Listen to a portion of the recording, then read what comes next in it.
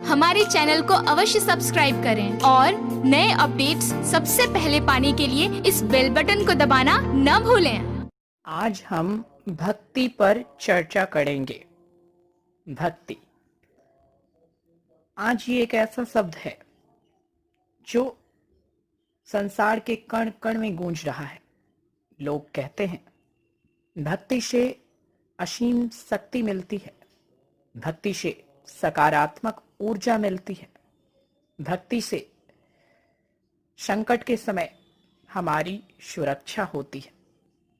ये सारा विश्वास सत्य है, परंतु आइए आज हम विचार करते हैं कि भक्ति वास्तव में क्या है और भक्ति की उत्पत्ति कैसे होती है, भक्ति का आगमन हमारे हृदय में कैसे होता है।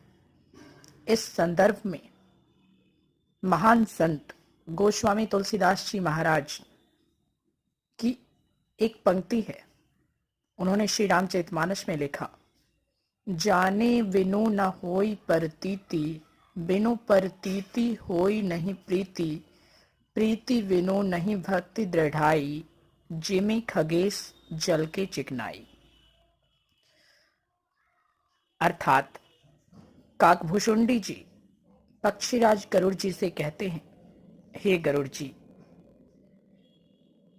जब तक हम अपने आराध्य के बारे में जानते नहीं हैं,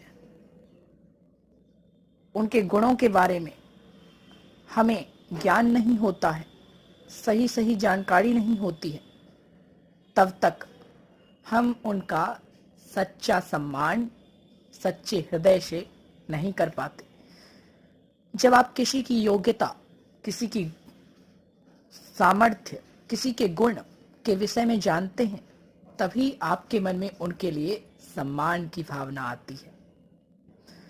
तो किसी के बारे में पूर्ण रूप से जानने के पश्चात मन में उनके लिए सम्मान का भाव उत्पन्न होता है। फिर सम्मान का यही भाव धीरे धीरे अनुराग और प्रेम में परिवर्तित होता है। इसके पश्चात प्रेम की पराकाष्ठा, अर्थात प्रेम जब अत्यधिक बढ़ जाता है, अपनी सीमा पर चला जाता है, तो निस्वार्थ, सच्चे और पूर्ण समर्पित प्रेम की पराकाष्ठा का ही नाम भक्ति है। यही प्रेम जब निस्वार्थ, शुद्ध, पवित्र और अपनी चरम सीमा पर पहुंचा हुआ होता है, तब भक्ति का स्वरूप धारण कर लेता है और फिर यही भक्ति हमारे अंदर की सबसे बड़ी शक्ति बन जाती है। स्मरण रहे, भक्ति एक प्रकार की ढाल भी है जो आपको हर प्रकार की समस्याओं और संकटों से सुरक्षित रखती, बचाती है। इसके अनेक उदाहरण ध्रुव, प्रहलाद, मीराबाई इत्यादि इत्यादि भक्तों के उदाहरणों से हमारा इतिहास भरा पड़ा है, जिनकी भक्ति ने ढाल बनकर उनकी सुरक्षा की।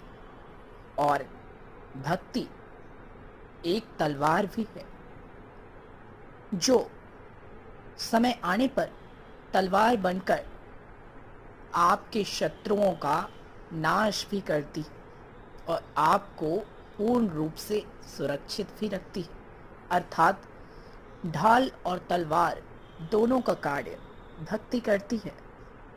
वो गुरु के प्रति चंद्रगुप्त की भक्ति ही थी जिसने तलवार बनकर धनानंद जैसे क्रूर और अत्याचारी उसके महान शत्रु का सर्वनाश कर दिया।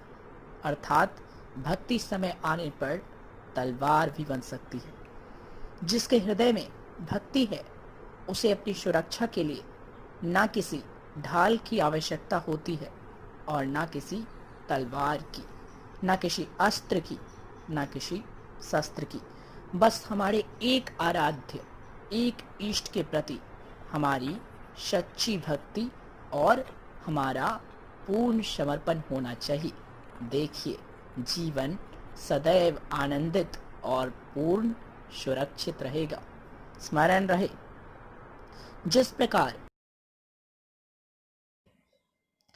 प्रकार शुद्ध जल नदी में जो बहता है उसमें अनेक व्यक्ति जाकर स्नान करते हैं, परंतु वही जल यदि मल के कारण अशुद्ध हो जाए, अपवित्र हो जाए, दूषित हो जाए, तो उस अशुद्ध, अपवित्र और उस मलिन जल की धारा में कोई स्नान नहीं करता, कोई उसके समीप नहीं जाना चाहता, बल्कि लोग उससे घृणा करने लगते हैं।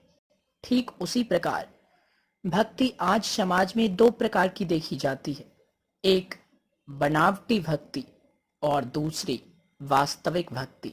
स्मरण रहे, केवल दूसरों को दिखाने के लिए घंटियां बजा लेना, अगरबत्तियों को जला देना या फिर अन्य कुछ दिखावे का आडंबर युक्त कार्य कर लेना, ये बनावटी भक्ति है। और स्वयं के हृदय में शुद्धता रखकर अपने इष्ट और अपने आराध्य की आज्ञा का पालन करते रहना, उनके दिए गए मार्गदर्शन के अनुसार चलते रहना, उनके ज्ञान, उनके विवेक, उनकी प्रज्ञा और उनकी क्षमता से कुछ सीखना, कुछ समझना और जीवन में उनकी उपलब्धियों का अनुकरण करना, ये बनावटी नहीं, यही वास्तविक भक्ति होती है। जिस प्रकार जल जब शुद्ध रहता है तब सभी उसमें स्नान करने जाते हैं, ठीक उसी प्रकार हृदय में जब वास्तविक भक्ति होती है तब सारा संसार आपका सम्मान करता है। परंतु नदी का वही जल यदि अशुद्ध हो जाए, अपवित्र हो जाए, तो कोई वहां स्नान करने नहीं जाता। उसी प्रकार यदि बाहरी आडंबरों और बाहरी दिखावों के कारण आपकी भक्ति रूप का वो जल आपके हृदय रूपी नदी में अशुद्ध हो जाए, अपवित्र हो जाए और वो बनावटी बन जाए, तो फिर ऐसे दिखावे के भक्तों का सम्मान संसार में नहीं होता और उन्हें उत्तम गति, मुक्ति या अपने इष्ट के पद की प्राप्ति नहीं होती। इसलिए भक्त अवश्य बने, किंतु वास्तविक भक्ति करें, बनावटी नहीं।